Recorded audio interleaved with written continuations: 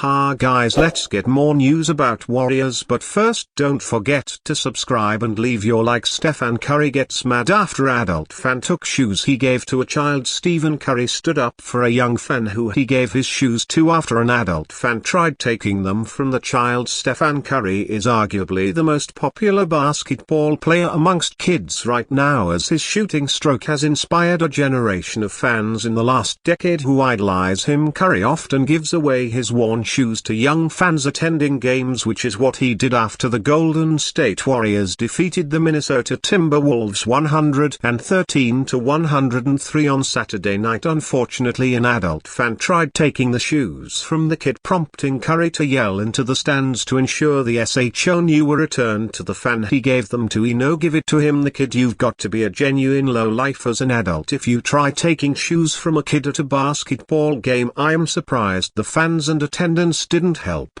The kid retrieved that prized possession when a grown man tried taking them from him. Thankfully, Curry saw the moment transpire and managed to stop it. Curry put up 31 points, 10-21 FG and 10 assists in that win over the Timberwolves, bouncing back from arguably the worst game of his career by keeping the Warriors on track to be a playoff franchise. They need to trick off a winning streak now, having lost 9 of their last 12 games as they sit at number 7 in the West. The Warriors are trying to make their team more sustainable outside Curry, as he can't carry the team's offensive load single-handedly at 36 years old. There are games where Steph simply can't be the only answer to an opponent, so Golden State has been searching the trade market aggressively for a star teammate. They've already added a rotational player to the roster with their acquisition of Dennis Schroeder from the Brooklyn Nets. Although Schroeder isn't enough of an offensive force to be considered a valid second option next to Curry, the team's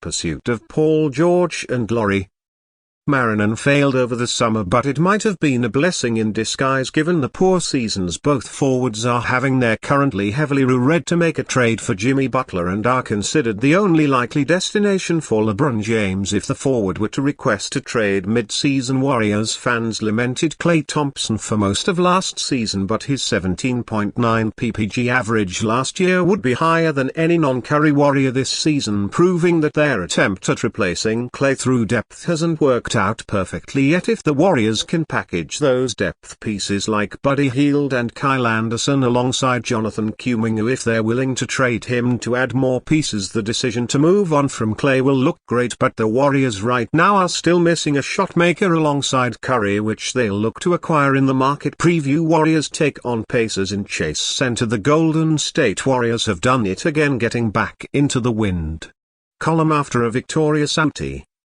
NGO over the Minnesota Timberwolves. This was Golden State's first win after a 3-game skid that saw them give up 143+ points on back-to-back occasions and included losing by 51 points to the Memphis Grizzlies. Currently the Dubs have a record of 15-12, which all things considered isn't too bad because this roster had some question marks coming in regarding internal development with their young players in their way. On Christmas Eve will be the Indiana Pacers with a record of 14-15. Warriors some trouble night. TJ McConnell, Obi Toppin, Andrew Nard, Darren Nesmith are hoopers that you have to keep an eye on at all times, but don't take my word for it, just listen to Pacers blog 8.9 seconds. It is no secret that Indiana's roster runs deep with multiple members of their bench squad performing well. They were the league's highest scoring second unit last season. Sunday night they looked the part against the Kings while the starters combined for 54 points.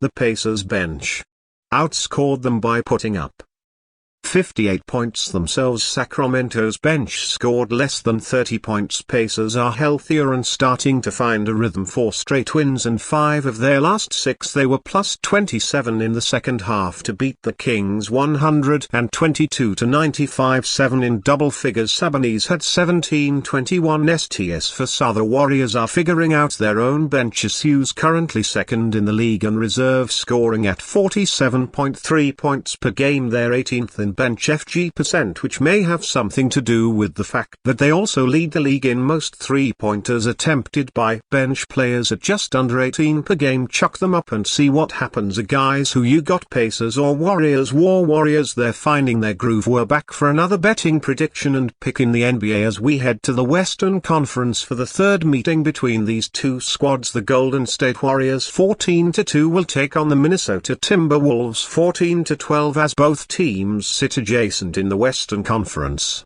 standings. It's time to continue our NBA odds series with a Warriors Timberwolves prediction and pick. The Golden State Warriors are currently 10th in the Western standings, losing 8 of their last 10 and 4 of their last 5. Heading into this game they own a win over this Minnesota team from earlier this month, but they'll need to improve on a 7-7 road record to find the victory here. The Minnesota Timberwolves are 8th in the West, winning 6 of their last 8 games. They were most recently embarrassed by the Knicks to the tune of 133-107, a game that sparked frustrated takes from Anthony Edwards. They'll be looking to redeem their recent efforts with a needed win at home. Timberwolves. Anthony Edwards goes off on referees after chippy loss to Warriors. The Minnesota Timberwolves fell to the Golden State Warriors 113-103 on Saturday night. Once again Anthony Edwards was not happy following the loss and didn't hold back when reflecting on the officiating efforts. And terrible, Edwards said to reporters in the post-game locker room. Ban more on X4 Twitter. Excuse is the reason they call a foul. They don't call the F. The S *** was just terrible. They don't want to talk back to me. They don't want to talk back to my coach. I said one thing to the ref and he gave me a tech. They penalized me. And July 4th being stronger than our opponent every night. We don't get no calls. Yeah, that's how I feel about the officials. Edwards finished the night with 19 points on 6 of 20 shooting with 7 rebounds and 5 assists. As the All-Star guard referred to the reporters after the game, he and teammate Julius Randle were hugely impacted by no calls on a vintage Stephen Curry night where the former MVP knocked down 7 three-pointers. The Timberwolves were able to make a comeback after being down 50-37 at the half, scoring 38 total in the third quarter. As the time evaporated down the stretch, Curry icing the game with 2 huge threes under the 3-minute mark. It all went back to how poorly Minnesota began the game again. Edwards and company continued the streak of bad offense, shooting 27.3% in the opening 2 quarters and missed key shots in the end that could have perfected the comeback. Officiating has been a huge topic, especially hovering over such an explosive player like Edwards who thrives off of getting to the bucket and to the free throw line. There is bound to be more frustrations going forward, and Edwards, Randle and the rest of the T-Wolves squad will have to adjust. And you fan, what do you think of the situation of Anthony Edwards? Leave your opinion in the comments.